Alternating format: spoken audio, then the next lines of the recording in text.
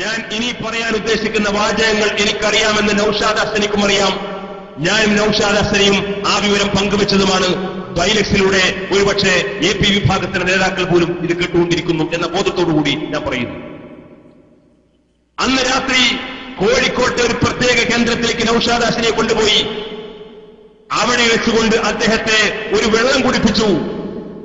ആ വെള്ളം കുടിപ്പിച്ചുകൊണ്ട് മണിക്കൂറുകൾക്ക് ശേഷം ആ മനുഷ്യൻ ബോധം തെളിഞ്ഞുകൊണ്ട് കണ്ണ് മിടിച്ച് പുറത്തേക്ക് നോക്കുന്ന സമയത്ത് ഒരുപാട് വൃത്തികേടുകളാണ് ആ മനുഷ്യൻ കിടന്നിരുന്ന അദ്ദേഹത്തിന്റെ ശരീരത്തിന്റെ ചുറ്റുഭാഗം ഉണ്ടായിരുന്നത്. അത്രേ ഞാനിപ്പോ പറയുന്നുള്ളൂ. നിഷേധിക്കുകയാണെങ്കിൽ തെളിവടക്കം ഞാൻ പറയും. ബോധം തെളിഞ്ഞ് ഉണർന്നെളിക്കുന്ന നൌഷാദ് ഹസനിയുടെ അദ്ദേഹം കിടന്നിരുന്ന കട്ടിലിന്റെ ചുറ്റുഭാഗത്തും ഒട്ടേറെ വൃത്തികേടുകളാണ് ആ മനുഷ്യൻ കണ്ടത്. ആ വൃത്തികേടുകൾ മുഴുവൻ കണ്ടപ്പോ ആ നൌഷാദ് ഹസനിയെ ഡ്രസ് ധരിപ്പിച്ചുകൊണ്ട് കാറിൽ കയറ്റിയിട്ട് അദ്ദേഹത്തെ കോട്ടക്കലേക്ക് കൊണ്ടുവന്നു. എന്നിട്ട് പറഞ്ഞു, ഇതാ നിങ്ങൾ ബോധരഹിതനായി കിടന്നപ്പോൾ ഈ രീതിയിലുള്ള ഫോട്ടോകളും വിഷ്വലുകളും ഒക്കെ ഞങ്ങൾ കൈവശപ്പെടുത്തിയിരിക്കുന്നു. നിങ്ങൾ അന്ന് പ്രസംഗിച്ച ആ സീഡിക്ക് മറുപടിയായി നിങ്ങൾ ഇത് പ്രസംഗിച്ചിട്ടില്ലെങ്കിൽ, തിരുത്തി പറഞ്ഞിട്ടില്ലെങ്കിൽ ഈ ഫോട്ടോകളും ദൃശ്യങ്ങളും ഞങ്ങൾ പുറത്തുവിടും. ആ വൃത്തികെട്ട രതിവൈകൃതങ്ങളുടെ ചിത്രങ്ങൾ കാണിച്ചുകൊണ്ട് ഈ മനുഷ്യനെ ബ്ലാക്ക്മെയിൽ ചെയ്തുകൊണ്ടാണ് ഇവർ ക്രൂരമായ ഈ ബ്ലാക്ക്മെയിൽ ചെയ്തുകൊണ്ട് പ്രഭാഷണം നടത്തി യൂട്യൂബിൽ പ്രദർശിപ്പിച്ചത്. SK അസഫർ സുന്നി മഹലിൽ വന്നുകൊണ്ട് ഇദ്ദേഹം 1.5 മണിക്കൂർ നടത്തിയ പ്രസംഗത്തിന്റെ ആ CD നിങ്ങൾക്ക് കേൾക്കാം.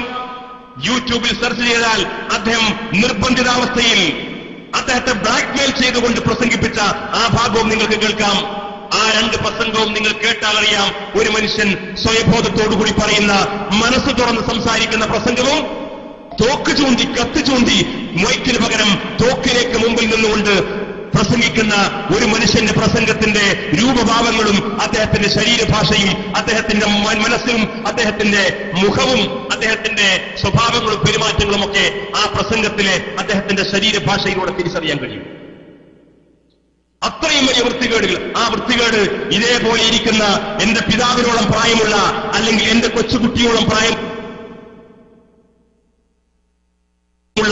അത്തരത്തിലുള്ള പ്രാടിച്ചു കൂട്ടിയത് ഈ മനുഷ്യനെ ബോധരഹിതനാക്കിക്കൊണ്ട്, എന്നിട്ട് അതിന്റെ ദൃശ്യങ്ങൾ പകർത്തിയെടുത്തുകൊണ്ട് അതിന്റെ ദൃശ്യങ്ങൾ കാണിച്ചു കൊടുത്തുകൊണ്ട്, നീ ഈ പ്രസംഗത്തിന് മറുപടി പറഞ്ഞില്ലെങ്കിൽ നീ ഇനി മേലിൽ അവരുടെ വേദിയിൽ കയറിയാൽ ഇത് ഞങ്ങൾ പ്രദർശിപ്പിക്കും, ഇത് ഞങ്ങൾ പുറത്തുവിടും, അതോടുകൂടി നിനക്ക് ഈ തലപ്പാവും താടിയും വെച്ചുകൊണ്ട് ഇനി ജനങ്ങൾക്കിടയിൽ ഇറങ്ങാൻ കഴിയില്ല എന്ന് പറഞ്ഞുകൊണ്ട് ഈ മനുഷ്യനെ ബ്ലാക്ക്മെയിൽ ചെയ്തുകൊണ്ട് പ്രവർത്തിച്ച ഈ വിഭാഗം. നിങ്ങളാണോ സമസ്ത കേരള ജമിയത്തുലമക്കെതിരെ ക്രിമിനലിസം ആരോപിച്ചുകൊണ്ടിരിക്കുന്നത്?